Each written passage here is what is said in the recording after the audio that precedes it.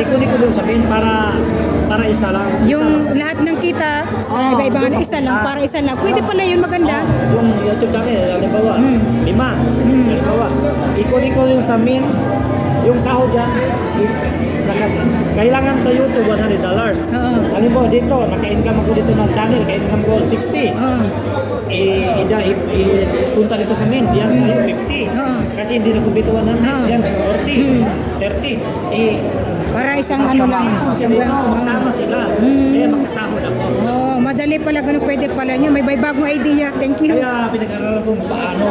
Noong una hindi ko alam paano. Hindi nahira na hindi ako nasahod ng tatlo. Malaki yung sahod ko. Kasi buti kung may laging may nagbibigay, palipad, ganun. Yung mga member. Ano may income ka? Wala ka ako. May income mo siya. Si Frozen. Nakasalamin ka kanina pa. Di ba ko na. Sabi ko si Frozen hindi. Ito, vlogger din po. Nagkakasama kami. Facebook mo. Ay, ayos na ang Facebook ko. Ayos naman. Ano na, marami pang aayusin. Paano mo yan? Turo mo sa kanya. Sa kanya, madami ako marunong. Ako sa kanya talagang lagi mali-mali. Talaga,